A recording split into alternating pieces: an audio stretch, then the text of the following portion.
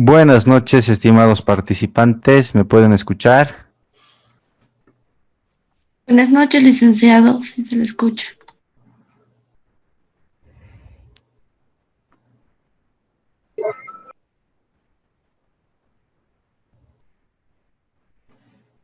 Sí, Lice, buenas noches. Buenas noches. Hoy vamos a estar con una modalidad de conexión diferente. Tenía un pequeño problema con la laptop, entonces yo les hablo por una cámara, la que está la del celular, y que comparto la pantalla desde la computadora, desde la PC. Entonces, si tienen algún problema, me dicen nomás si es que no se escucha o algo para ver que podamos solucionarlo. Pero parece que todo está yendo bien, ¿no? Pero de todas formas, ¿no? Si tuvieran algún inconveniente, me dicen, por favor, ¿está bien? Sí, licenciado, está bien. Bien. Entonces, iniciaremos la clase del día de hoy. Les voy a compartir la pantalla. Entonces, tengo hoy día dos usuarios, como se han dado cuenta. Entonces, estoy compartiendo la pantalla. ¿Se ve como siempre la pantalla o algún inconveniente, algo diferente?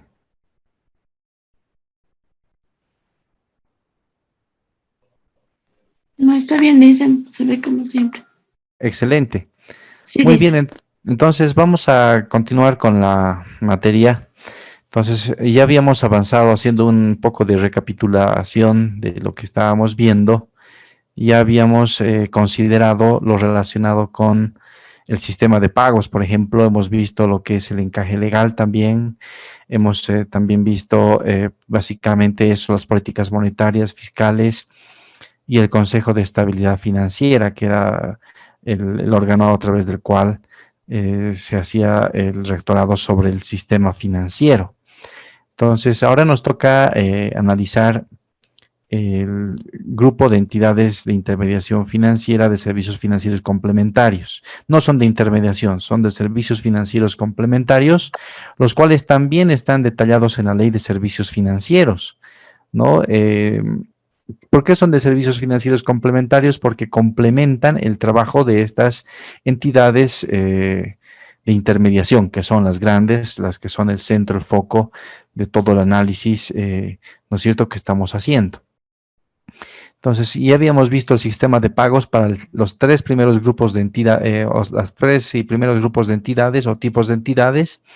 Hemos visto que existe solamente una cámara de compensación en el país, la cual lleva adelante la compensación tanto en la parte de los cheques como también y realiza las operaciones ACH, las compensaciones también, que son de las órdenes de transferencias electrónicas de fondos. Entonces, eso es la cámara de compensación. Vimos las empresas administradoras de tarjetas electrónicas, que son las que administran, por ejemplo, lo que las transacciones a través de los cajeros automáticos, también el uso de tarjetas en los POS, los puntos de venta, point of sale se llaman, ¿no es cierto?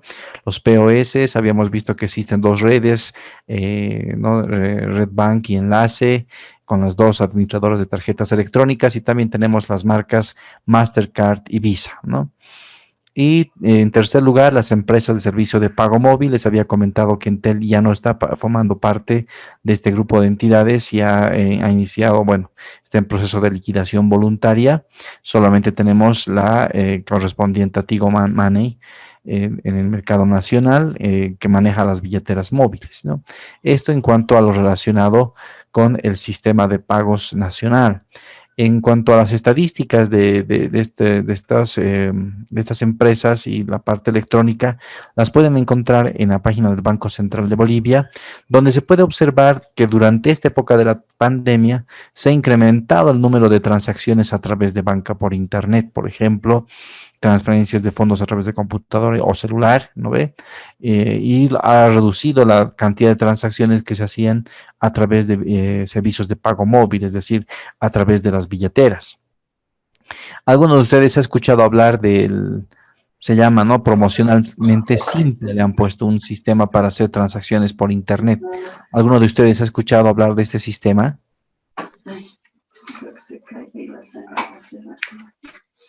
¿O ninguno?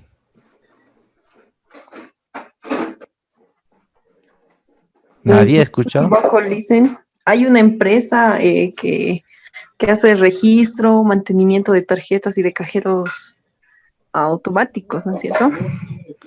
Que Ya, sería la que pertenecería a esta empresa de administración de tarjetas electrónicas. ya, pero has escuchado hablar. ¿Quién ha comentado, perdón? Areli, a mi Mora.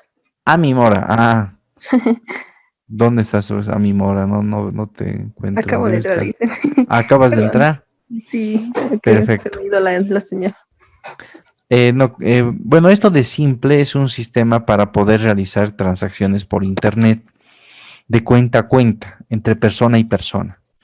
Entonces, lo que uno hace es apuntar el celular a un código QR, ¿no? Eso es, han debido ver los códigos QR, son esos cuadrados que tienen una imagen que, bueno, obviamente no podemos leer visualmente, pero sí la puede reconocer un celular, por ejemplo. Entonces, en lugar de que uno registre, ¿no es cierto?, para realizar por Internet una transacción, una transferencia, lo que uno tiene que hacer es registrar a la cuenta de la otra persona, el banco en el que está, su carnet de identidad, su nombre, dirección y otros datos. Entonces esto hace complejo el relacionamiento de tarjetas, no de tarjetas de cuentas y transferencias electrónicas. Para facilitar estas transacciones, el sistema financiero ha desarrollado como una iniciativa llevada a cabo por Asoban, que todos los bancos están unidos a través de esta red. eh, Tiene un nombre técnico ahí, bueno, donde todos pueden reconocer el mismo código QR.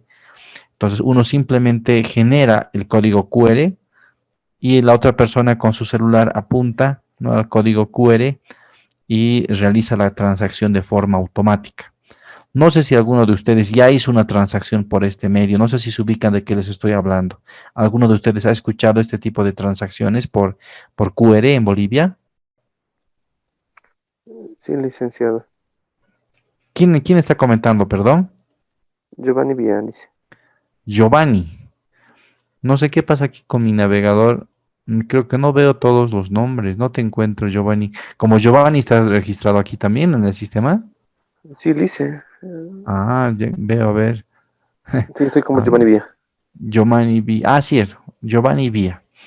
Giovanni, tú realizaste transacciones entonces por Simple. Sí, a través de Banco Sol. El otro tiene la cooperativa Jesús Nazareno, igual tiene, ¿no, Lice?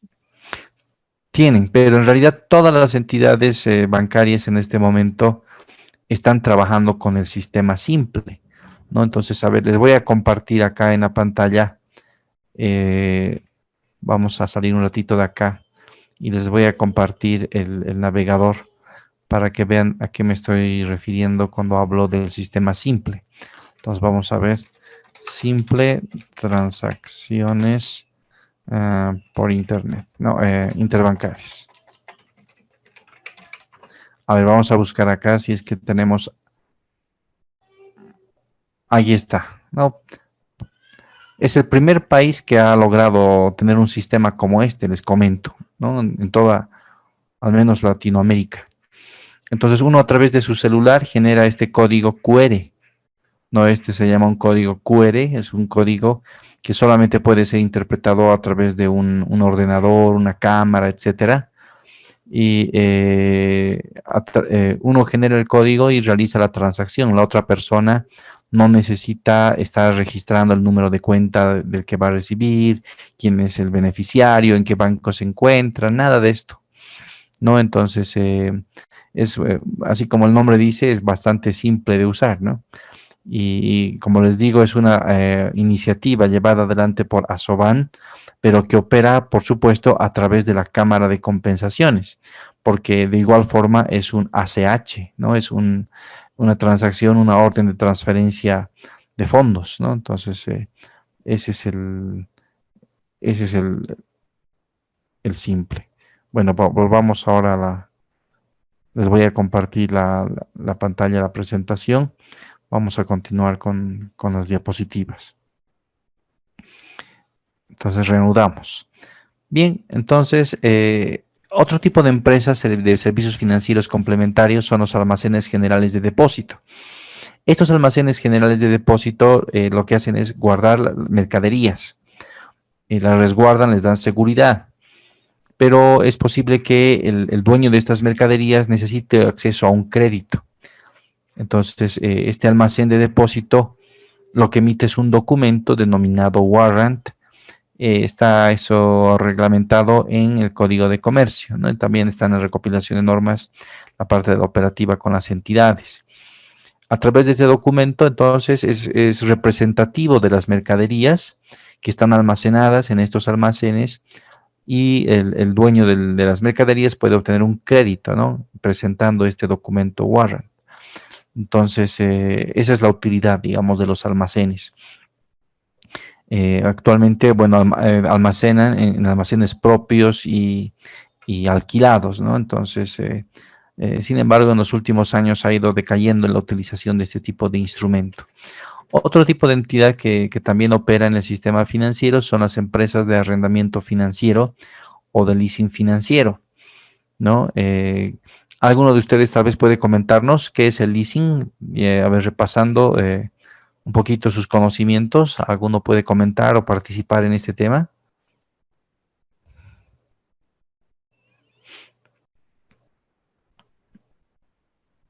No importa que se equivoquen, es algo, digamos, vamos a ampliar acá. ¿Qué te parece si, a ver, Jenny, Griselda, tal vez nos puedes un poquito comentar qué entiendes por leasing? Creo que no está Jenny y Griselda. Listen, ¿Qué yo tal, habla Ami? de A ver. Listen, yo entiendo al leasing o arrendamiento financiero cuando la entidad se hace cargo de la compra de un equipo o maquinaria y esta lo arrienda, pues, como alquilar al cliente para que él lo utilice para trabajar en su negocio. Entonces, Excelente, ¿no? Paga, en lugar de pagar un crédito, paga este alquiler. Pero la ujú, diferencia de un alquiler normal es que en la última cuota tiene una opción de compra. Es decir, puede decidir pagar la última cuota y quedarse con la maquinaria o el bien inmueble, lo que haya tomado en arrendamiento financiero, o devolverla nomás a la entidad financiera, ¿no? Entonces, esa es la característica de las empresas de arrendamiento, de leasing. El riesgo de crédito de estas empresas es muy pequeño porque, a diferencia de un crédito normal, apenas entra en mora el que está haciendo el arrendamiento, en pocos días es posible que la empresa tome posesión ya del bien alquilado, ¿no? Dado en arrendamiento. Otro tipo de entidad que también tenemos en las de servicios complementarios son los buros de información. Básicamente no dan solamente información de riesgo de crédito, también dan otro tipo de información como riesgo operativo, otro tipo también de información relacionada con prestatarios que pueda alimentar o ayudar al análisis de riesgo de crédito. Inclusive algunos de los buros da el servicio de poder, digamos, validar la información que dan los prestatarios a la hora de obtener un crédito, por ejemplo, sacando fotografías a los domicilios, por ejemplo, de los prestatarios para constatar que realmente viven ahí. Este es un requisito que les pide ASFI hacer la debida diligencia y conocimiento del cliente y el análisis adecuado para validar el origen y fuente de los recursos y la existencia también de las garantías, ¿no? Entonces, ese servicio también, por ejemplo, lo dan los buros de información, tienen bases de datos, no necesitan gran capital para trabajar, pueden trabajar con bases de datos bastante grandes, similares a los de la SIC que administra también ASFI, ¿no? Esos son los buros de información. Tenemos también las empresas transportadoras de material monetario y valores. Y justamente estas tienen que ver con lo que habíamos hablado la clase anterior, con el encaje legal, porque cuando las entidades retiran o encajan dinero directamente en el Banco Central, o dólares o bolivianos, contratan los servicios de estas transportadoras. También cuando cargan los cajeros automáticos con los que están trabajando, ¿no? Entonces, por ejemplo, si en algún momento las entidades empezaran a abrir puntos de atención en el área rural, como cajeros muy alejados, tendrían la dificultad de que no hay alguien que lleve el dinero. Entonces las empresas transportadoras tendrían que ofrecer este servicio, brindando la calidad, la puntualidad, etcétera, en la provisión de estos recursos. Y finalmente, entre las empresas de servicios financieros complementarios, tenemos a las casas de cambio. Estas entidades, que son muchísimas, más o menos 150, se dedican, como el nombre lo dice, a cambiar dinero, ¿no? Entonces, bueno, y todas estas empresas están distribuidas en todo el país. A ver, en un momento les voy a compartir, tengo una aplicación acá para poder ver cómo están distribuidos los puntos de atención financiera en el país. Espérenme un segundito, vamos a buscar. Acá está, en el mapa. Mientras tanto, les voy a compartir, acá vamos a entrar a la página de ASFI también. Si alguna vez ustedes necesitan, por ejemplo, saber qué entidades, cuántas hay, cuántas están operando, lo único que tienen que hacer es lo siguiente, van a ver. Acá entramos a ASFI. Y vamos a ver cuántas entidades están en este momento operando y tienen licencia de funcionamiento. Entonces buscamos en servicios financieros complementarios. Fíjense, al lado izquierdo tenemos intermediación, valores y servicios financieros complementarios. Entonces tenemos las supervisadas, ¿no? Entonces aquí vamos a ver toda la lista de entidades supervisadas. También podríamos haber pinchado uno de estos tres que están acá arriba, ¿no? Igual entrábamos. Entonces, fíjense, tenemos de leasing 3 empresas, almacenes generales de depósito, tenemos también 3, ¿no? Buros de información 2, las conocidas son bastante antiguas, Infocenter e Infocred, la cámara de compensación, y esta que, bueno, recién está, ¿no es cierto?, ingresando, Unilink, relacionado con el Banco Unión, ¿no? Empresas de servicio de pago móvil, esta es la de Tigo. Empresas de giro y remesas de dinero. Tenemos, bueno, varias empresas, como 7, como ven acá en la lista, ¿no? De las más conocidas, por ejemplo. A ver, vamos a ver si acá la reconozco alguna. Euroenvíos, por ejemplo, ¿no? Es una de las conocidas. Bueno, y de remesas de dinero, las 7. Y abajo tenemos las casas de cambio. ¿Cuántas casas de cambio? Les decía, más o menos 150. Entonces acá tenemos en la lista más, todavía son 172 casas de cambio, ¿no?, que operan en todo el país. Y bueno, y les dan la ubicación del departamento en la cual se encuentra su oficina central a nivel nacional, ¿no? Todos estos actualmente están georreferenciados, es decir, sabemos dónde se encuentran todos estos puntos de atención financiera, tanto de los bancos como las entidades de servicios financieros complementarios. A ver, les voy a mostrar, por ejemplo, una aplicación que manejamos continuamente para poder hacer análisis de las entidades y su ubicación en el mapa, ¿no? En el Google Earth. Acá, por ejemplo, podemos ubicar las oficinas centrales de todas las entidades de intermediación, ¿no? Entonces, por ejemplo, si ingresamos a La Paz, ¿no? Tenemos algunas aquí entidades de intermediación, por ejemplo, el Banco Fortaleza, Banco Mercantil, etcétera, sus oficinas centrales están distribuidas por todo el país. Igualmente se tiene una base de datos similar a esta para las casas de cambio, etcétera, que están en todas las regiones. Generalmente las casas de cambio operan en las fronteras y en la Ciudad del Alto es donde más tienen oficinas, ¿no? Las entidades de intermediación bancaria están por todo el país distribuidas, ¿no? Actualmente existen más o menos 7,000 puntos de atención financiera. Fíjense, si voy ampliando el número de puntos considerados, fíjense cuántos puntos de atención, son más o menos 7,000 puntos, incluidos cajeros automáticos, oficinas centrales, ¿no? Por ejemplo, si vemos solamente cajeros automáticos,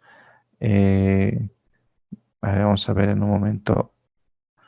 Tenemos varias categorías, ¿no? Hay cajeros especiales para discapacitados, etcétera, ¿no? Entonces, Bueno, pero como les comento, las oficinas de las casas de cambio están generalmente en las fronteras y en la Ciudad del Alto, es donde más tenemos este tipo de oficinas. A ver, retornemos ahora hacia la presentación. Reanudamos la presentación. Esas serían en sí todas las entidades que se encuentran en el marco de la Ley de Servicios Financieros, ¿no? Y donde el Banco Central tiene el rol, en este caso de las casas de cambio, relacionado con la política de cambio, de tipo de cambio. Por eso en este momento, por ejemplo, las casas de cambio no pueden vender dólares por encima de 6.97, ¿no? Les da un puntito más sobre el oficial y uno más por debajo que el de compra oficial, que 6.86. Entonces pueden vender a comprar en 6.85, ¿no? Política cambiaria. Y ASFI, que regula todas estas entidades, velando porque tengan una gestión adecuada de sus riesgos y que cumplan también lo que se denomina en la ley la función social. Ya con la asunción del nuevo presidente, seguramente se va a continuar con las políticas relacionadas con el incentivo para el cumplimiento de la función social, de la cual vamos a hablar en un momento también. ¿Cuáles son los principales riesgos que afrontan las entidades del sistema financiero, particularmente las de intermediación? El principal riesgo que tienen es el riesgo de crédito, ¿no? Y como saben, el riesgo de crédito es la probabilidad o posibilidad que personas que se han prestado recursos o han sido garantizadas por entidades financieras incumplan con sus obligaciones, ¿no? En totalidad o en parte, o sea, capital o intereses, ¿no? Ese es el principal riesgo que tienen. A la hora de otorgar un crédito, por eso tienen que implementar medidas de gestión.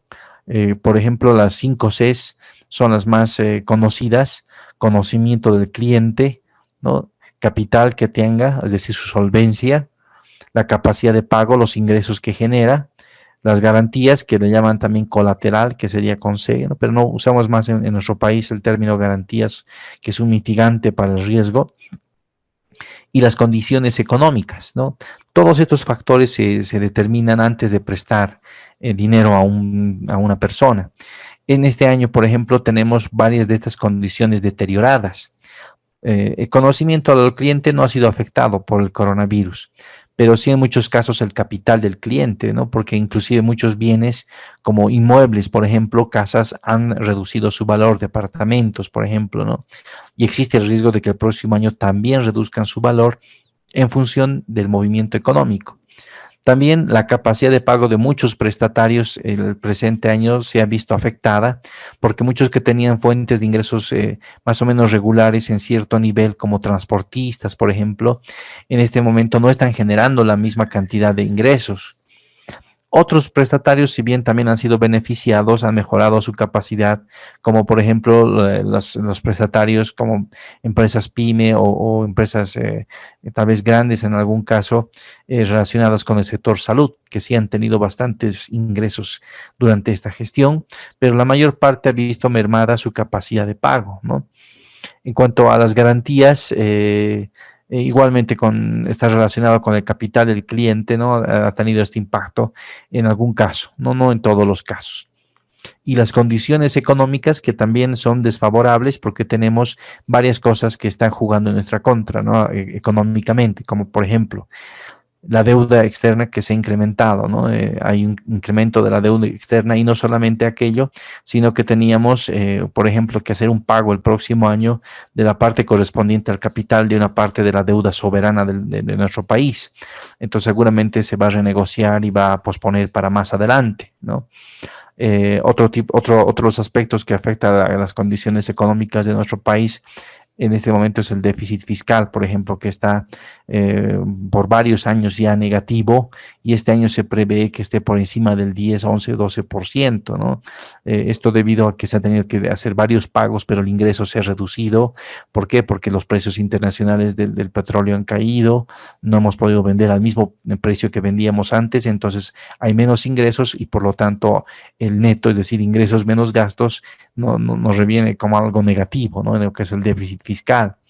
También lo que son las remesas internacionales, es decir, el dinero que envían personas del extranjero, como parientes que se hayan ido y mandan a sus parientes acá en Bolivia, básicamente, se ha reducido porque el ingreso en otros países también ha estado reduciéndose, entonces no han podido mandar la misma cantidad de dinero que antes, ¿no? Entonces, eso entre los puntos de las condiciones económicas, sin hablar ni siquiera todavía del PIB, que también va a tener un crecimiento negativo. Entonces, todos estos aspectos hay que evaluarlos y esta gestión se ha visto que varios han quedado, digamos, débiles o afectados negativamente y por eso el riesgo de crédito en este momento es bastante elevado. Luego de otorgar créditos, esto es al momento de otorgar, luego de otorgar créditos, hay que hacer la gestión controlando los créditos y monitoreándolos, ¿no? Este año, por ejemplo, a raíz del coronavirus, se ha diferido gran parte de los créditos y las entidades en algún momento han buscado monitorear la situación de sus prestatarios, situación que también ha molestado a muchos de ellos. De hecho, inclusive han hecho reclamos públicamente, han mandado cartas también a la ASFI, etcétera, indicando de que no desean que las entidades les llamen, ¿no? Para preguntar, ni siquiera para preguntarles cómo les está yendo con su negocio o algo así.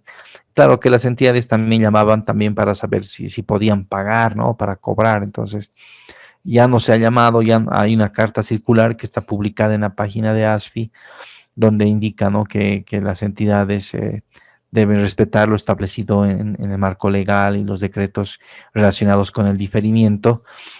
Y no deben llamar a sus clientes. Entonces, esto un poquito ha afectado al monitoreo porque seguramente a principios del próximo año, cuando tengan que reanudar los pagos, van a haber muchos prestatarios que sí van a hacerlo y otros que no lo van a hacer, y muchos que cuando de golpe aparezcan en las entidades y quieran reprogramar sus créditos o tener un nuevo plan de pagos, un detalle, arreglar con sus entidades, pues va a ser muy grande la cantidad de gente que se va a aparecer, lo cual va a generarles también un tipo de riesgo que vamos a ver más adelante, que es el riesgo operacional, ¿no? Además de hacer este tipo de gestión, que es antes de otorgar el crédito, durante el crédito y inclusive también después, cuando si un prestatario no paga, que hacer el monitoreo para que el seguimiento para realizar un proceso si es necesario y lograr el pago. Además de esto, para la gestión de este riesgo de crédito se hacen requerimientos de capital y previsiones, ¿no? Entonces, para hacer estos requerimientos, como ustedes saben, se calcula un coeficiente de adecuación patrimonial ponderando los activos en función de su riesgo, ¿no? Los activos más riesgosos tienen una ponderación mayor, los menos riesgosos en riesgo de crédito una ponderación menor, y las entidades deben poner capital para poder compensar este nivel de riesgo. El nivel de coeficiente de adecuación patrimonial exigido es del 10%, ¿no es cierto?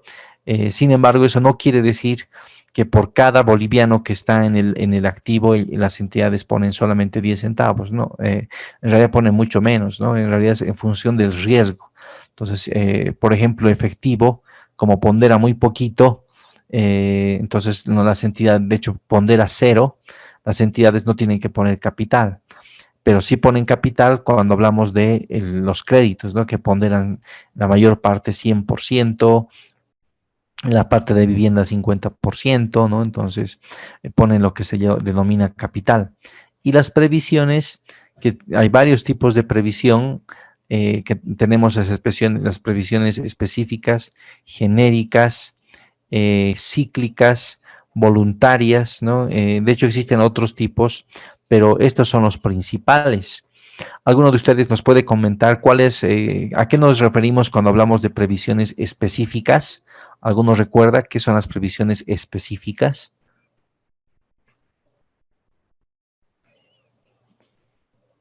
Tal vez nos puede comentar alguien, no sé, alguien que no ha comentado todavía, Alejandra Cachi, tal vez, si recuerda lo que son las previsiones específicas. Parece que no está. O Kimberly, no sé si está ahí Kimberly. Licenciado, buenas noches. ¿Qué tal, Kimberly? Buenas noches. ¿Las ¿Recuerdas qué son previsiones las específicas? previsiones específicas? Es sobre la incobrabilidad. ¿Cómo se diría? Una incobrabilidad. Mm,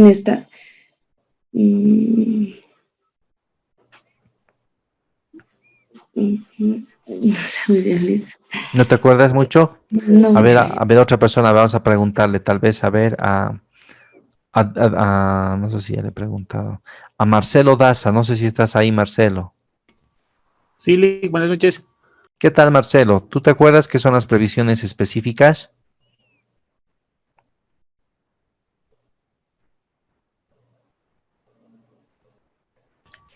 Sí, algo. Un segundo. A ver, ¿qué recuerdas?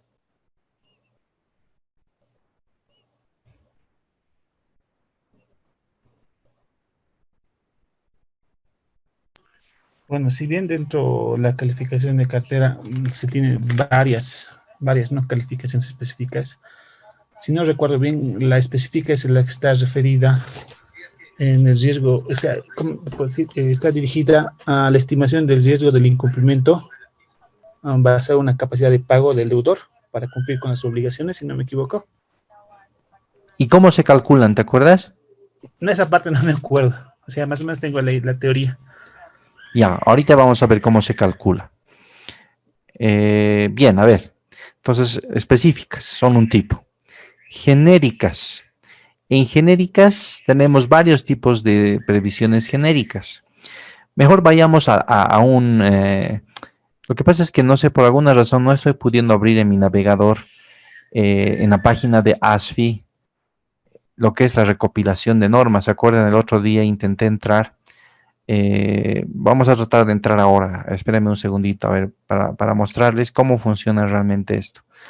Esperemos que esta vez sí me sea posible. No sé si está mal ahí la página de ASFI o es mi navegador. Alguna vez me han dicho que está mal configurado mi navegador. Pero a ver, espérenme un segundito. Aquí estoy viendo si es que puedo ingresar. Ajá. Nomenclatura. Está bien. He podido ingresar. Voy a compartir esta pantalla. Y a ver, vámonos aquí está la recopilación, la nomenclatura de cuentas para entidades financieras. Cuando hablamos de previsiones, y por favor háganme preguntas, o sea, si no entienden algo, lo importante es que aprendan, ¿no? En el grupo de cuentas, en el activo, acá tenemos el grupo 110. En la parte superior, fíjense, estoy moviendo el mouse ahí arriba. Tenemos el grupo de activos 100, ¿no? Y en el subgrupo 130 está lo que es cartera. Entonces presiona 130 y está cartera. En 130 tenemos toda la cartera, pero en la cuenta 139, entonces voy a pinchar en 139. A veces no están tan bien los links, entonces vamos a ir manualmente. 139. Fíjense que tenemos lo que se denomina previsión para incobrabilidad de cartera. Y son varios tipos de previsiones que existen. Fíjense, un chorizo de subcuentas de previsiones. Pero se pueden agrupar. Hay un grupo que son específicas, que son las más importantes, diría yo. Entonces tenemos, fíjense, toditas empiezan con específica. Específica, específica, específica. Solamente que una parte es de cartera vigente, otra parte es, por ejemplo, vencida, en ejecución, así, ¿no? Entonces, estas son las previsiones específicas. Hasta la 139.07. Hasta ahí llega. Para reprogramada o reestructurada. Luego debería continuar lo que son específicas de los créditos diferidos, pero como esto de los diferimientos es algo que nadie se lo esperaba, no había campo, digamos, ahí. Ya no podías poner 139.08 porque ya tiene un nombre, ya venía esto de antes. Entonces se han creado cuentas a partir de la 139.50. También son específicas, si se dan cuenta. Igualito es específica. Solamente que estas son para los préstamos diferidos de esta gestión. Los vigentes, los reprogramados, los diferidos, etcétera, ¿no? Pero toditos son para los diferidos, ¿no? Para diferidos. Ven, fíjense aquí, diferido. Toditos son diferidos. Entonces, específica, cuando hablamos de previsiones específicas, hablamos de todo este grupo de cuentas, desde las 139.01 subcuentas, ¿no? Hasta las 139.07 y continúa desde las 139.50 hasta las 139.55. Todas estas son previsiones específicas que se piden bajo una metodología que está detallada en el reglamento de evaluación y calificación de cartera. Ya, eso es el grupo de específicas, ¿ya? El otro grupo que les digo de genéricas, está, fíjense acá en genérica, esta ya es específica, pero ya no es este tipo de específica. Esta hay que verlo aparte, aunque dice específica, pero esta hay que llamarla en realidad específica adicional. Esa es otra cosa, ¿no? Y aquí tenemos otra genérica. Entonces vayamos a verla una a una, ¿no? Esta previsión genérica para incobrabilidad de cartera por factores de riesgo adicional, esas previsiones ASFI hace hacer a las entidades cuando las visita. Entonces, cuando detecta algunos desvíos en cuanto a algunos procedimientos de otorgación, etcétera, según se detalla en la norma, ASFI les pide que hagan previsiones en esta subcuenta. Esta otra no es que ASFI les pida.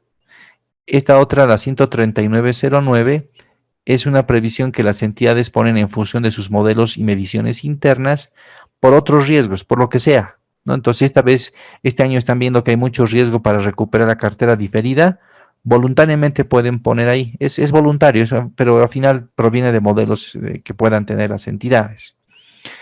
La previsión específica adicional es cuando las calificaciones otorgadas a ciertos prestatarios no son las adecuadas de acuerdo a las reglas de clasificación que da la normativa. Entonces, se hace compensar esa parte con esta previsión específica adicional. Y bueno, y otra que es la previsión genérica por exceder el límite de operaciones de consumo no debidamente garantizados. Solamente para operaciones de consumo, cuando exceden el límite establecido en la norma, ¿no? Entonces, a ver, viéndolo de forma global, tendríamos previsiones específicas, tenemos previsiones genéricas que provienen de que ASFI les impone esas previsiones a las entidades, tienen previsiones genéricas porque las entidades quieren poner previsiones para protegerse de algunos riesgos futuros, ¿no es cierto? Y básicamente es eso en el lado del activo. Hay previsiones también en el lado del pasivo. Estas son las previsiones solamente del lado del activo, ¿ya? Y les voy a explicar cuál es la diferencia en un momento. Si ahora nos vamos a la 200, creo que es la 230 y... A ver, ahorita vamos a encontrar.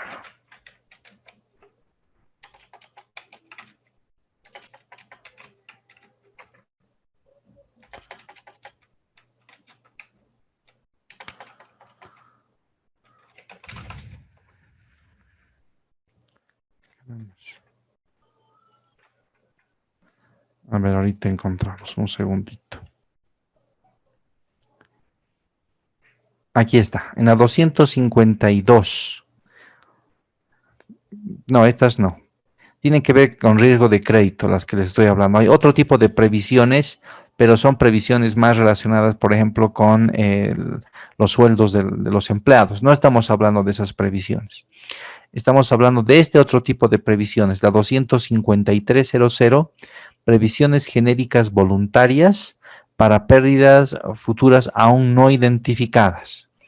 Y aquí tenemos genéricas voluntarias ley 2495 y previsión genérica voluntaria cíclica. Este grupo de previsiones genéricas voluntarias, a diferencia de las que veíamos en la 139, estas forman parte del capital regulatorio, es decir, lo que llamaban antes patrimonio neto o capital regulatorio de la entidad, o del capital secundario, si quieren. En el capital secundario está.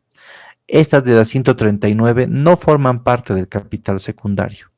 Estas de la 253 sí forman parte. Y aquí, si notan, hay una previsión que se denomina cíclica, que cualitativamente es bastante importante. Hay dos cíclicas en el manual. Esta que ven acá, ¿no? Que las estoy pintando. Y hay otra que está acá abajo que se llama previsión genérica cíclica también. ¿Cuál es la diferencia?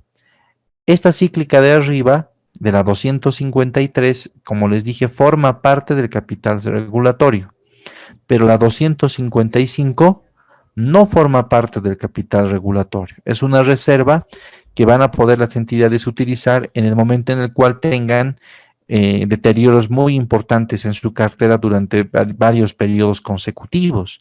Entonces podríamos prever tal vez que el próximo año podrían ya empezar a usar esta parte de la previsión cíclica, pero no esta otra parte. La parte que está en el capital no se puede usar para compensar pérdidas por deterioros de cartera, solamente la de la 255. Cada uno de esos tipos de previsiones tiene una forma de constituirse y de gestionarse distinta. Entonces, a ver, volviendo a nuestras láminas, vamos aquí a un poquito más entenderlo, ¿no?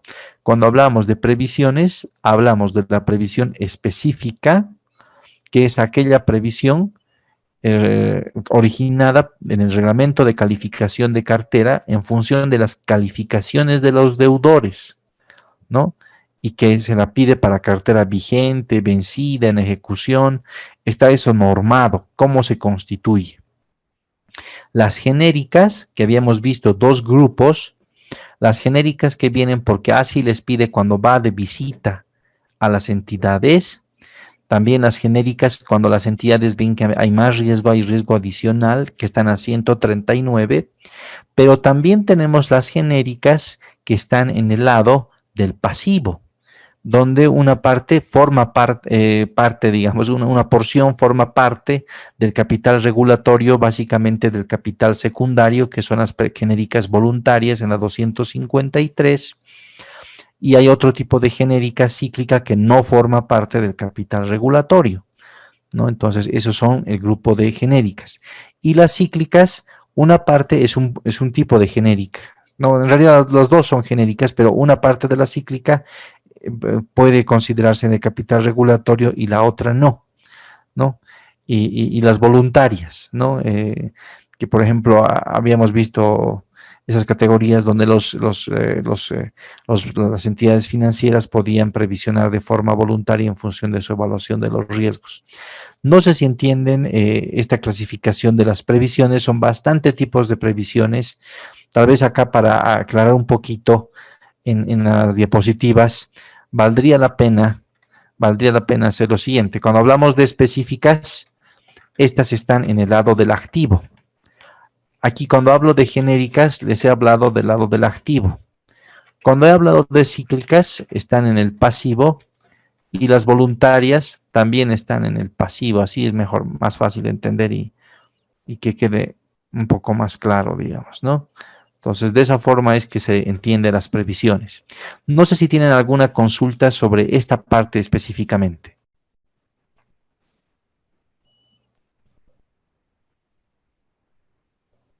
¿O se entiende?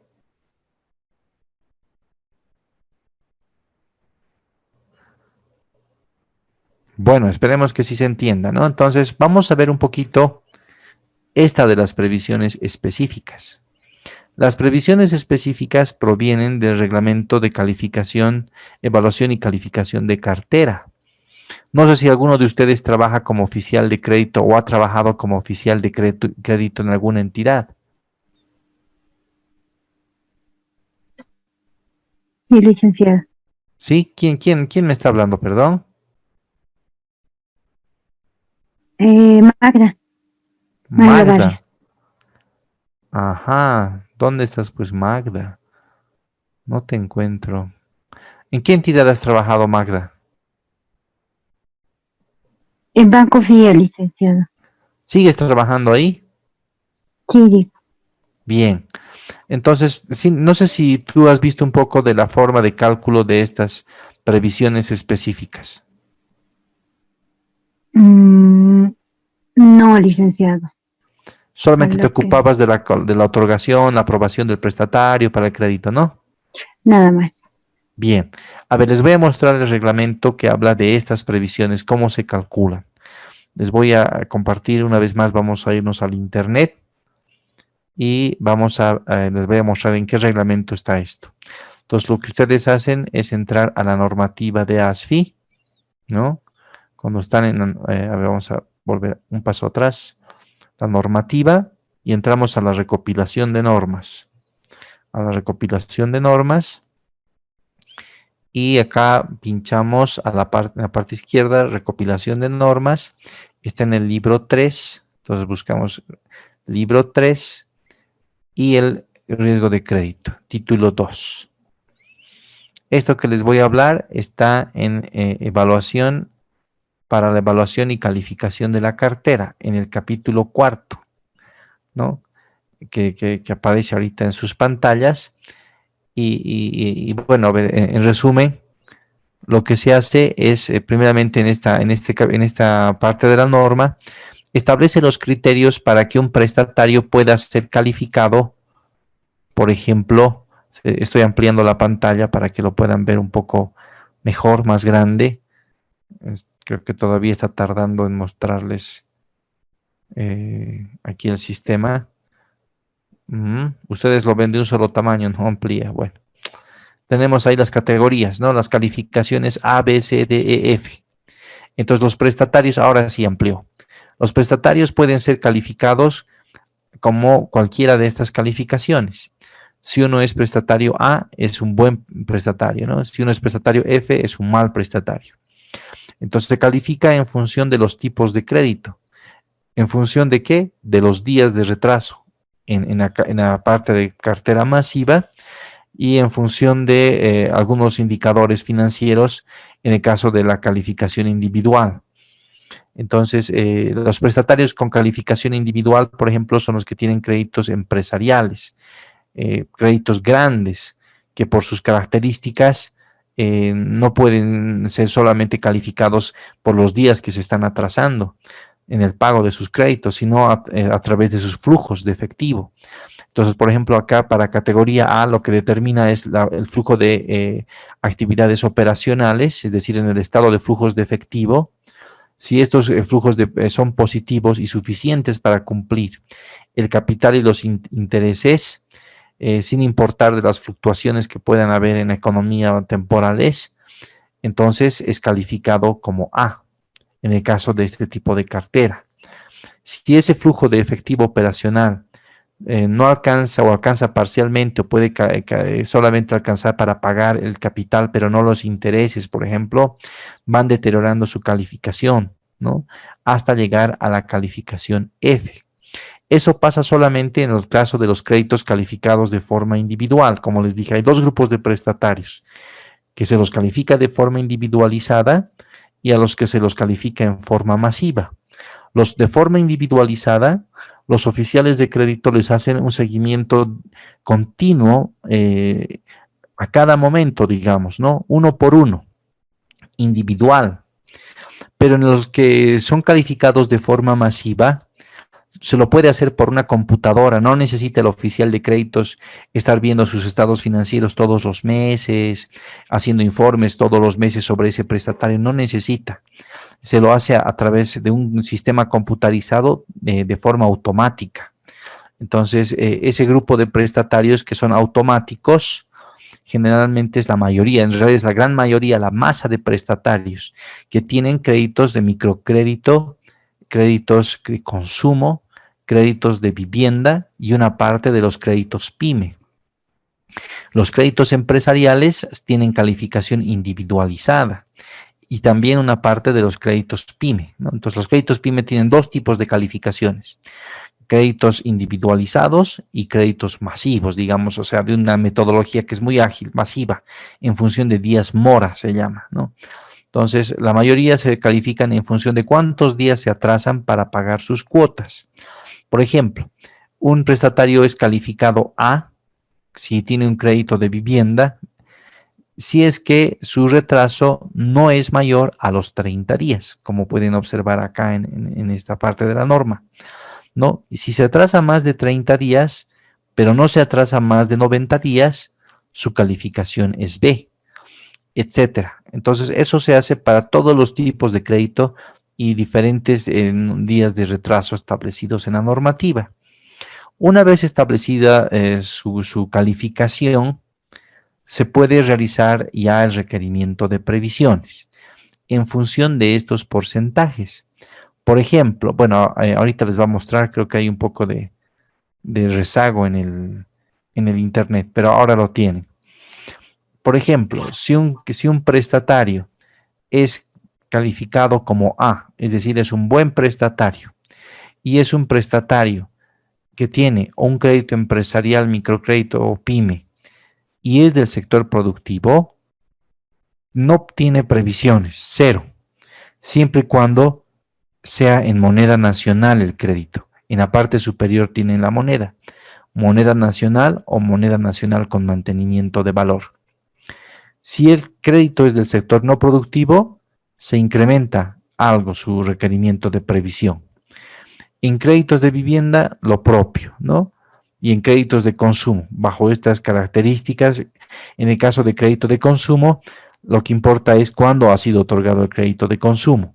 Entonces, según estas características del crédito de consumo, se les pide previsiones.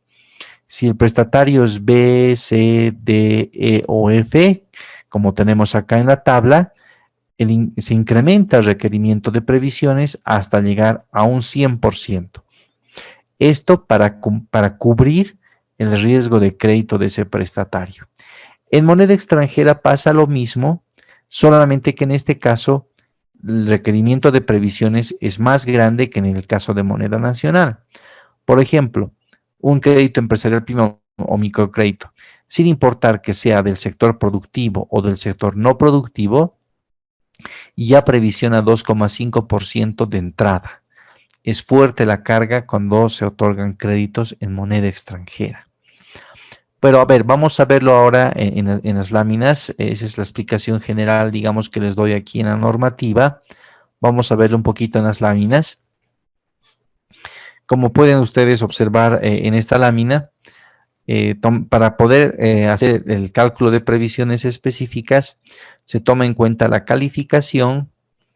También hay que tomar en cuenta cuánto de su cartera se puede considerar como cartera computable. Y finalmente recién se puede calcular la previsión. La calificación ya han visto que es en función de los días mora o en función del flujo operacional del negocio, en el caso de los créditos empresariales y parte de los pyme. ¿No? Entonces, aquí, bueno, aquí les he puesto en el slide un resumen para la calificación, ¿no? Entonces, aquí fíjense es lo que les decía. Tenemos los 5 tipos de crédito: empresarial, pyme, microcrédito y vivienda. Para que un crédito empresarial o pyme calificado de forma empresarial tenga calificación A, su flujo operacional tiene que ser suficiente para poder pagar tanto el capital como los intereses. Y además este prestatario cumple el pago de sus cuotas de forma puntual y tiene una gestión administrativa eficiente. Vean, varias cosas se consideran para poder calificarlo como A. No solamente es su flujo, sino también que tengan una gestión administrativa eficiente, para lo cual las entidades, los bancos y las entidades de intermediación tienen que hacer un monitoreo cercano a estos prestatarios.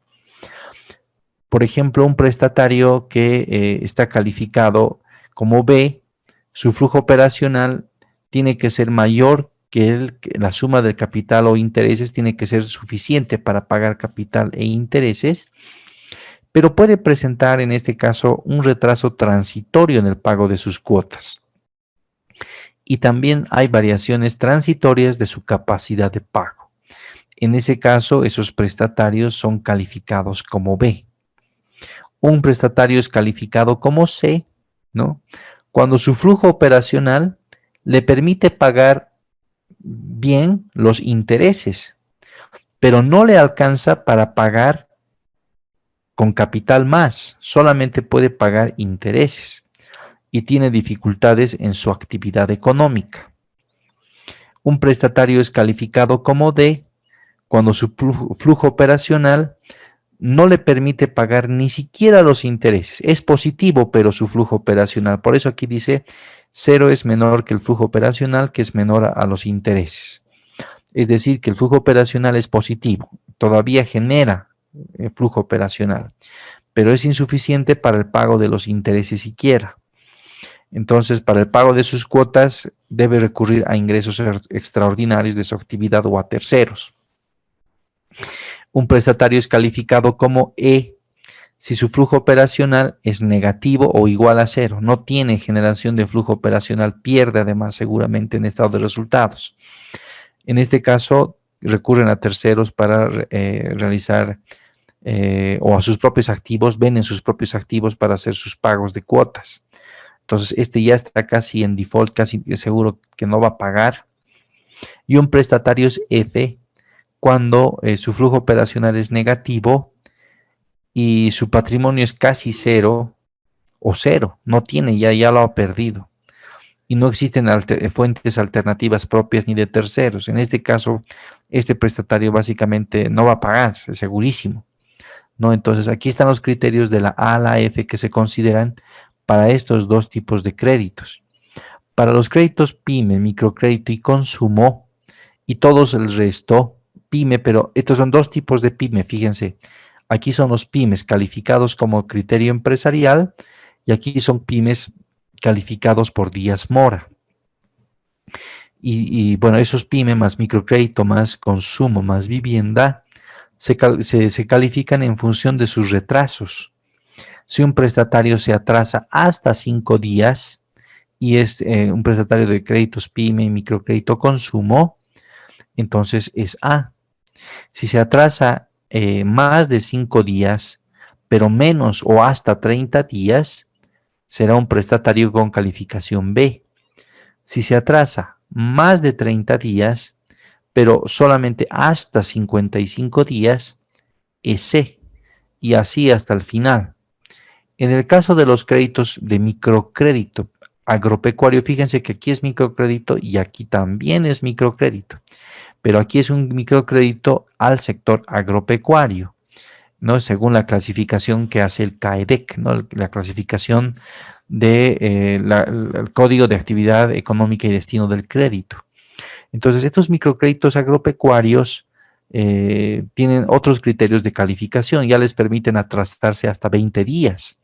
¿Por qué se pueden atrasar estos hasta 20 días y ser todavía A?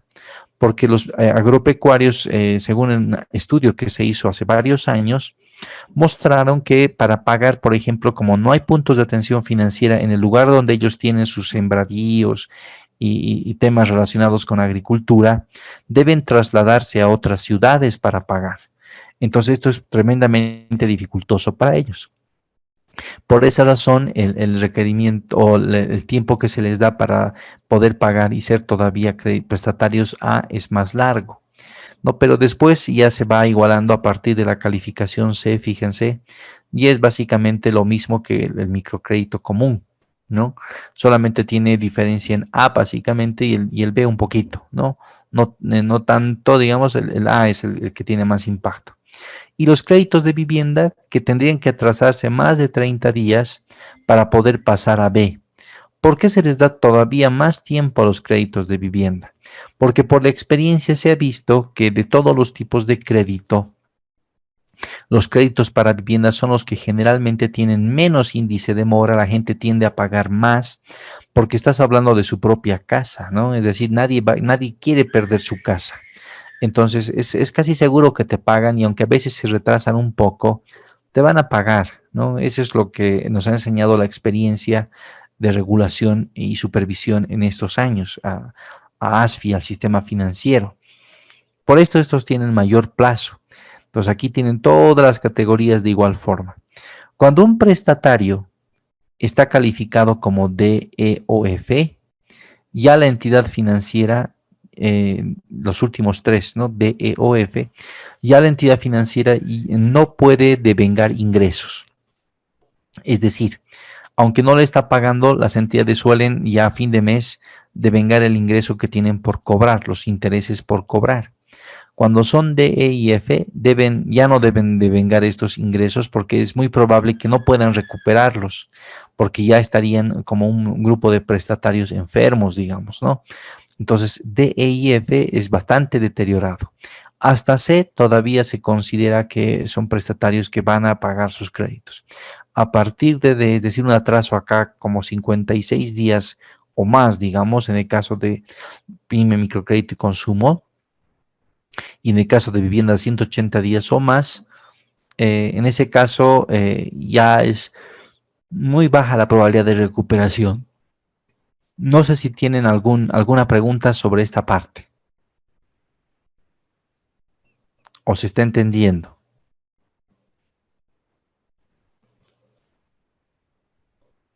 Se ¿Se entiende, entiende? licenciado. Se entiende, excelente. Ahora, una vez que ya se determina la calificación, lo que se hace es calcular la cartera computable, porque la previsión no se calcula sobre la cartera misma que tiene el prestatario. Se hacen deducciones en función del valor de sus garantías. Entonces aquí les pongo la fórmula para el cálculo de la cartera computable. La cartera computable para previsiones es igual a la cartera que tiene o el saldo del crédito que tiene menos un coeficiente alfa, el cual va a ser diferente en función del tipo de garantía, multiplicado por el valor que sea menor, la cartera o la garantía. ¿Por qué se hace esto? Para garantizar que este número siempre sea positivo. Si no hacemos esto, algún momento esto podría ser negativo y luego tener previsiones negativas, es decir, ingresos, que no puede ser, ¿no? En realidad la previsión es un gasto, no puede ser un ingreso para la entidad. Entonces, esto siempre tiene que ser positivo. Por eso se hace esta última parte. Se piden menos previsiones cuando tienen garantías autoliquidables. En ese caso, el valor de alfa es 100%. Entonces, por ejemplo, aquí tendrían cartera menos el menor entre cartera y garantía. Si la garantía es mayor que la cartera, tendrían cartera menos 1 por cartera. Cartera menos cartera es 0. Y la cartera computable sería 0, por lo tanto las previsiones 0. Lo mismo ocurre con garantías de fondos de inversión cerrados. Tienen un valor de alfa de 100%. Y finalmente las garantías hipotecarias, ¿no? En este caso el coeficiente alfa es el 50% nada más. Pero cuando la garantía es hipotecaria, eso sí, hay un ajuste adicional. El valor del que se toma para la garantía hipotecaria debe ser descontado respecto de su valor comercial. Si su valor comercial, por ejemplo, es 100, entonces el valor del avalúo del inmueble es 100 menos el 15% de 100, es decir, 15, 85. Se le descuenta el 15% al valor comercial. ¿Por qué? Porque se presupone que los arquitectos, ¿no es cierto?, cuando van a hacer los avalúos de las casas para estas hipotecas, podrían equivocarse en su valoración o hasta podrían a veces inflar el valor de la garantía y que si ustedes han estado trabajando como oficiales de crédito, tal vez lo han visto alguna vez, se equivocan o inflan el valor a veces de la garantía. Entonces, para corregir un poco esto, al menos un poco, lo que se hace es descontar al valor comercial que pone el arquitecto un 15%. Y ese valor se toma como valor de garantía hipotecaria para la aplicación de la cartera computable. Vamos a ver esto con un ejemplo. Dice, calcula el valor de la cartera computable y el requerimiento de previsiones específicas de un crédito en moneda nacional otorgado a un productor agropecuario con calificación C para la compra de semilla, el cual tiene un saldo capital de 390,000 bolivianos y cuenta con una garantía hipotecaria con un valor comercial de 250,000. Les voy a dar 3 minutos porque está facilísimo. Tienen las presentaciones, tienen sus computadores, tienen su Excel. Si pueden resolver esto, vamos a aumentar notas sobre el examen final 10 puntos de los 70, que es el examen final. Les doy 3 minutos a ver si pueden resolverlo. Solamente 3 minutos. Estamos 8:37 hasta 8:40. A ver, intenten resolver ustedes. No está difícil.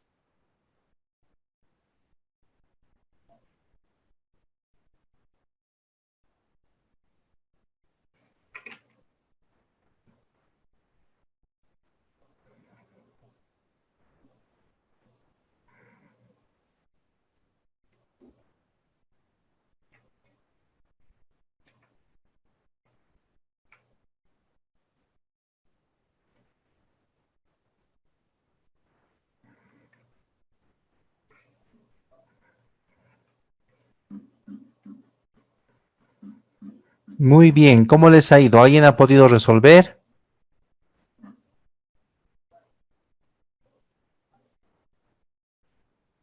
¿Nadie?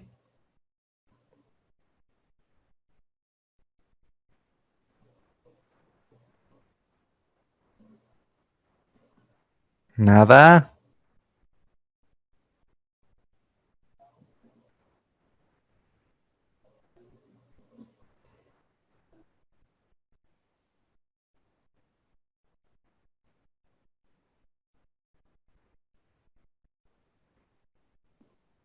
¿Ninguno, compañeros?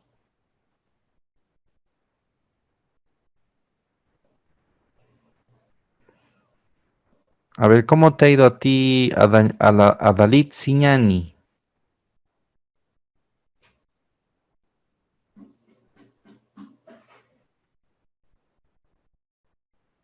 ¿Estás ahí, Dalit? Parece que no están varios. Vamos a llamar lista en un ratito, ¿ya? ¿Quién ha podido resolver?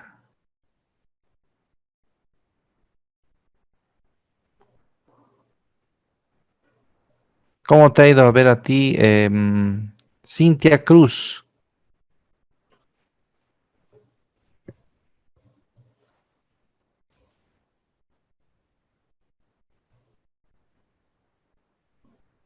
Nada.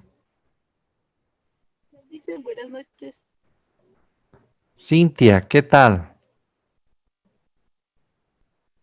Dice, aún no tengo el valor.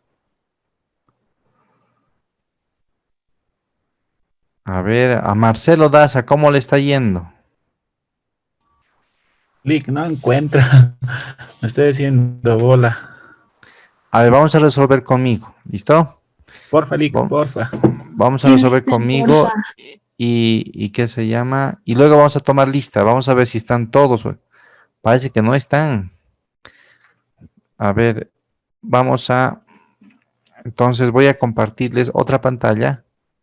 Vamos a irnos al Excel para que ustedes hagan, tal vez después también en sus casas, lo revisan.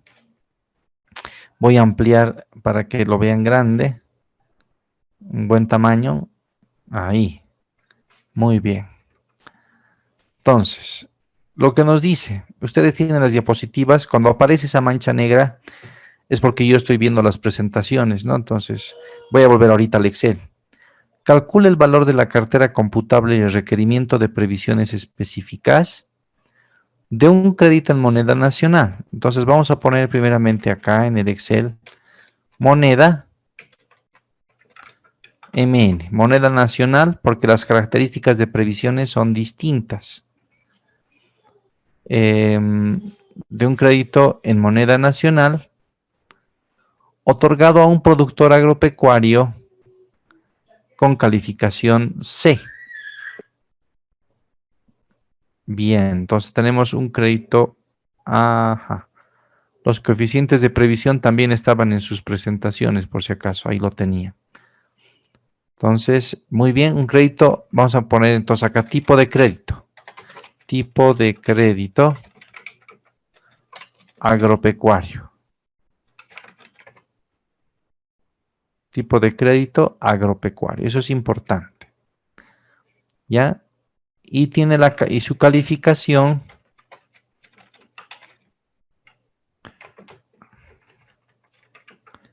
es C. Bien. Para la compra de semilla, dice, el cual tiene un saldo de capital de 390,000. Saldo 390,000. 390,000, así. Entonces, vamos a poner separación de miles para que esté más claro. Así. 390,000 es el saldo que tiene. Y cuenta con una garantía hipotecaria tipo garantía hipotecaria. Su garantía es de 250,000. Valor comercial 250,000. Entonces vamos a copiar este formato. Listo, ya tenemos todos los datos. Bien. Con esta información debemos calcular primero, dice, según la diapositiva, la cartera computable. Para calcular la cartera computable voy a traer del PowerPoint la fórmula y voy a pegar acá para que ustedes puedan también verlo. La cartera computable, acá está. Ah, no está pegando. ¿Qué pasa? Ahí está. Ahí lo tiene. Cartera computable es igual. Voy a hacer un poquito más chiquito para que entre acá en la pantalla. Eso es. Cartera computable es igual a el valor de la cartera menos alfa por el mínimo valor entre la cartera y la garantía. Entonces, cartera computable. Vamos a calcular esto. Y vamos a aplicar esa fórmula tal cual está ahí.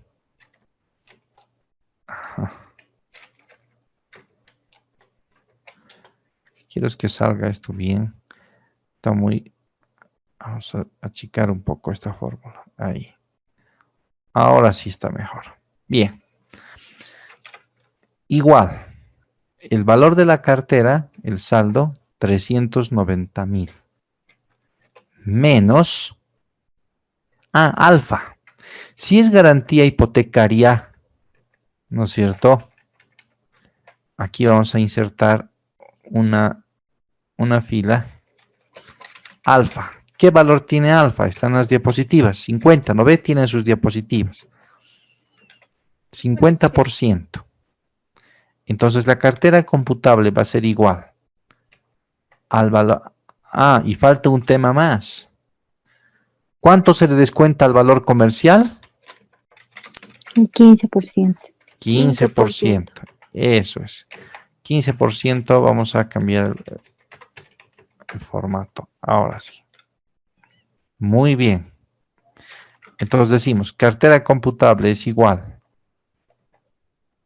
al valor de la cartera, al saldo, menos el alfa que está ahí, que es para garantías hipotecarias, multiplicado por el valor mínimo entre el valor de la cartera misma, el saldo, ¿no ve? Y el valor de la garantía. Pero al valor de la garantía se le descuenta 15%, por eso multiplicamos por 1 menos el 15%. Y cerramos el paréntesis del mínimo. Esa es la fórmula y que bueno, aquí justo hemos ampliado bien, nos sale suficientemente grande, está claro para todos. Presiono Enter. Está en formato porcentaje, hay que cambiar el formato, tiene que ser moneda esto. Es plata, listo. Entonces fíjense, si bien el saldo del crédito es 390,000 bolivianos, ya que tiene un valor de garantía de 250,000, ¿no ve? Lo que tenemos en este momento es que la cartera computable para pedir previsiones es solamente 283,000 bolivianos. Es decir, ¿qué porcentaje? Esto sobre esto representa en este caso es el 73% nomás del saldo de la cartera, ¿no? No es toda la cartera que tiene que tiene que poner previsiones. Entonces la respuesta en esta parte de la pregunta es 283,715. Esa es la cartera computable que se obtiene restando del saldo de la cartera lo que resulta de multiplicar el valor de alfa, que en este caso es 50% por tratarse de una garantía hipotecaria, y el mínimo valor entre el saldo de la cartera y el valor comercial de la hipoteca descontada en 15%. Eso es. Ahora nos dicen que este prestatario, o sea, vamos a la siguiente parte, es un prestatario con tipo de crédito, dice agropecuario, ¿no? Es un tipo de crédito agropecuario y tiene calificación C. Entonces, voy a irme a las presentaciones porque esa parte no lo hemos visto en el reglamento, pero no en las láminas. Ustedes tienen en las láminas. Vamos a reanudar acá. ¿No es cierto? Esto es. Para las previsiones que veíamos, en este caso de créditos es moneda nacional.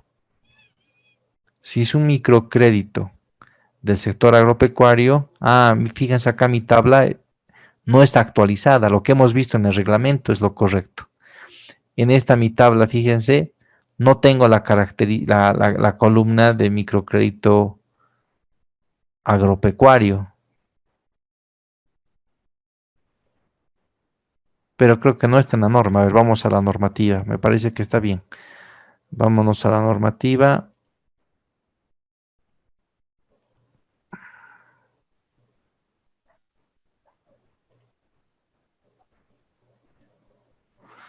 Ya, acá está la normativa.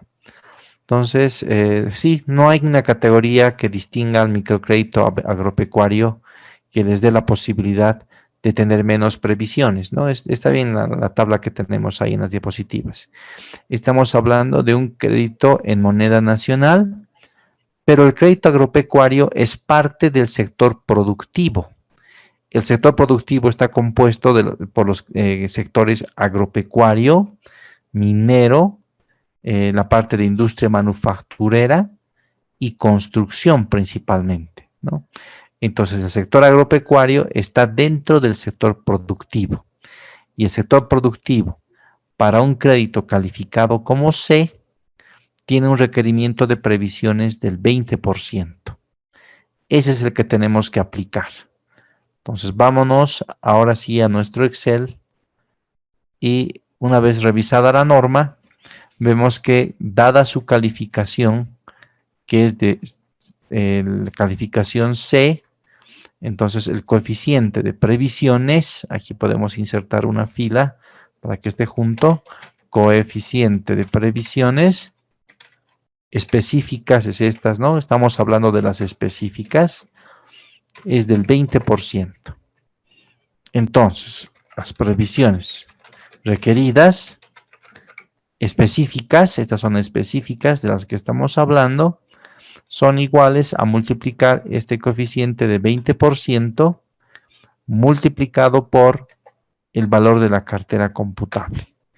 Es decir, la entidad financiera, por haber otorgado este crédito por un valor de 390.000 bolivianos o tener un saldo actual de 390.000, hace un registro contable, tiene que tener un valor acumulado de previsiones de 56.750.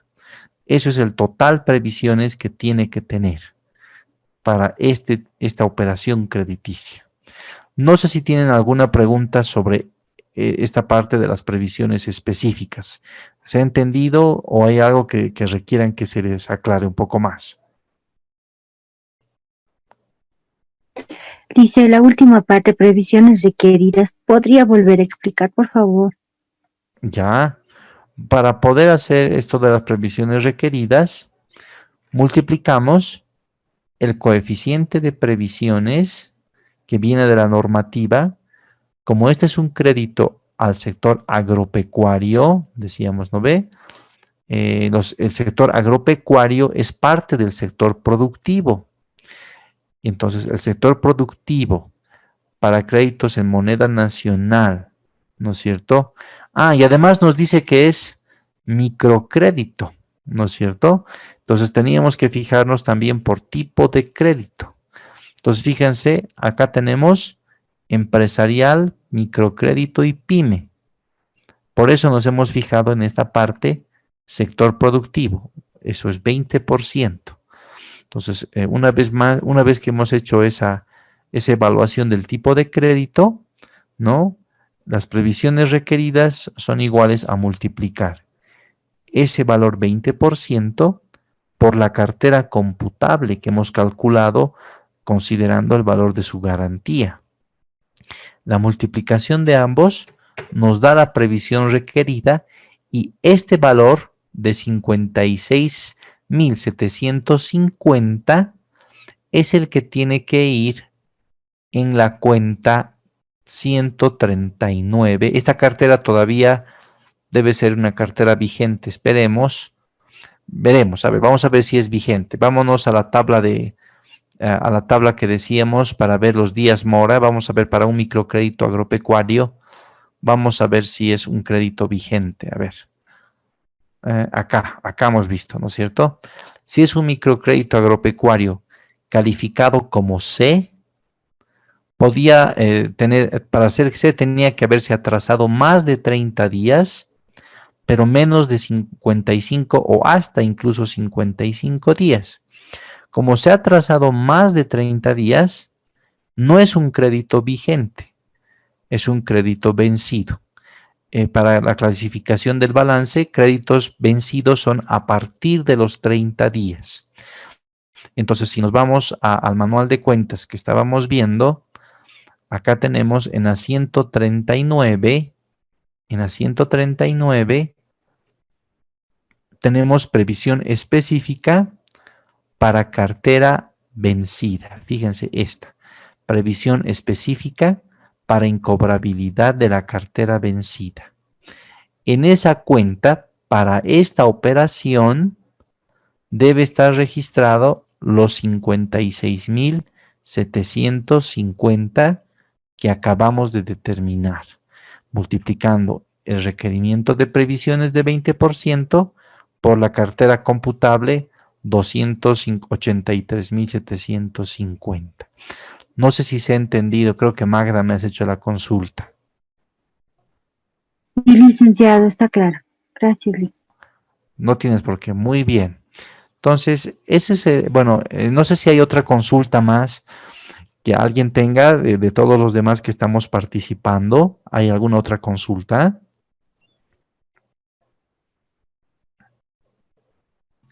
Dije una consulta. Marcelo, ¿no? Marcelo. Sí, todo el cálculo, todos los cálculos de los tipos de previsiones se hace de la siguiente forma, como les he explicado, ¿no? Obviamente respetando la tabla. Y Exactamente. El tipo de garantía, más que claro, todo, ¿no? Si es autoliquidable o si tiene fondo de garantía o si es hipotecario. Todos los tipos de crédito, lo primero que haces es determinar su calificación con su garantía más y la tablita de previsiones, y ya haces el requerimiento, el cálculo del requerimiento.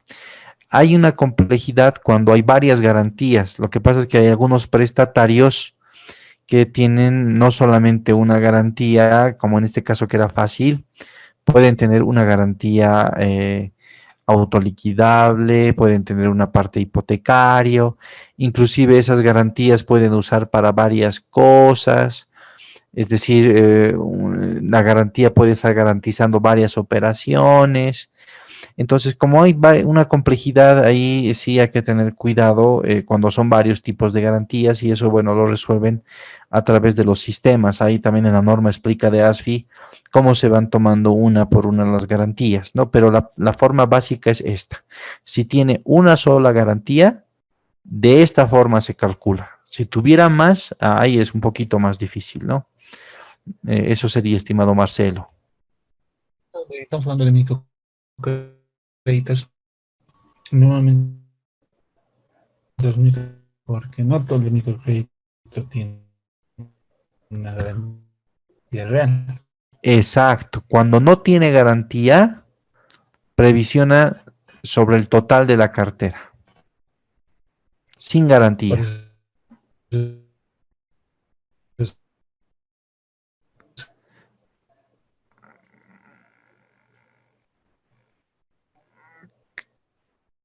Uy, creo que tu sonido no está muy bien, Marcelo. sí, un poco se corta. Creo que es mi señal. Está bien, pero yo te entiendo la pregunta. Lo que me estás diciendo es, en el caso del microcrédito, no tiene garantía real y estás en lo correcto, ¿no? En ese caso, a ver, vámonos a lo que es la tablita, la presentación que estábamos haciendo. Vamos a reanudar la presentación y aquí en la tablita, tal vez hubiera sido bueno que añadamos, ¿no? Para que sea bien clarito. A ver, vamos a añadir esa otros 0%. Fíjense cómo yo también mejoro mis láminas gracias a su participación. Entonces, cuando tenemos otro tipo de créditos, como microcrédito, alfa es 0. Entonces, la cartera computable va a ser igual a la cartera menos 0 por esto, y 0 por esto es 0. Entonces, va a ser igual a la misma cartera. No sé si con eso queda un poco más claro, estimado Marcelo. Sí, ahora sí, porque esa parte, como tenemos, digamos, el autoliquidable, que deben ser, digamos, DPFs y más, ¿no? Los fondos de garantía y las hipotecarias, ¿no? Que son, en este caso, son inmuebles. Exactamente. Los créditos que prácticamente son con gastos personales o prendarias digamos, en este caso, Exactamente. que tampoco son reales. Pero ya Muy buena tenemos pregunta. ya el valor, 10%. Muy buena pregunta, Marcelo. Mira, me has ayudado a mejorar la misma lámina, me parece que así debe estar. Bien, entonces, ahora quisiera llamar así bien rapidito, por favor, lista, porque tengo la impresión de que muchos no están presentes. Entonces, yo solamente digo sus nombres y me dicen presente, nada más. Shirley Escobar, Presente. eso. Daisy Fernández. Oh, creo que es hombre, ¿no? Sí. Bueno, hay Daisy, le dices a Daisy que tiene que pasar clases. Kimberly, no dice más, Kimberly. Presente, Licen. Eso es, Alejandra Cachi. Presente, Licen. Marcelo está bien. Jenny Grisela. Griselda, perdón. Jenny Griselda, ¿no? Hasta. Nada. Jenny. Cintia Cruz. Presente, Licen. Adalit Siñani. Presente, licenciado. Eso es, Giovanni Vía. Presente, Licen. Ami Mora. Presente, Licen. Eso, Ángela Viveros. Presente, licenciado. Daniela Mérida. Presente, licenciado. Magda Barrios. Presente, licenciado. Álvaro Balboa. Presente, licenciado. Eso es, Sandra Merubia. Presente, licenciado. Sebastián Hilari. Presente, licenciado. Karim Roque. Presente, Licen. Ya, Liane Belis. Presente, Licen. Rowina Miranda. Presente, licenciado. Vilma Paloma. Vilma, Presente, eso Licen. es. Buenas noches. Muy bien, he visto que una persona salió, no me he fijado quién, una persona salió y teníamos una persona que es, si no me equivoco, Chile, que es hombre, ¿no? Chile Escobar. Licenciado. Yo le respondí correctamente. Ah, sí, no, entonces no sé quién era, antes de Sí, Kimberly. Ah, ¿tú eras? Ah, entonces ese es tu sonido. Bien, entonces nos vemos el próximo día miércoles. Mañana tenemos lo que es el foro. Lo que tenemos para el día miércoles es todavía ver un poquito de la parte estadística de la cartera y lo que vamos a ver es riesgo de mercado, que es un tema que generalmente no se lo aborda mucho en los cursos, tal vez sea algo nuevo para ustedes. Hoy día vamos a verlo, la posición cambiaria y con un ejemplo, y culminar con el riesgo operacional. Con eso cerramos el sistema de intermediación financiera. Vamos a tratar de acabar hasta ahí y de tal forma que nos demos tiempo el día viernes para ver el mercado de valores, ampliando un poquito el análisis también que tienen allá de riesgo de mercado, con las entidades que están en el mercado de valores. Y finalmente la parte de seguros, muy brevemente.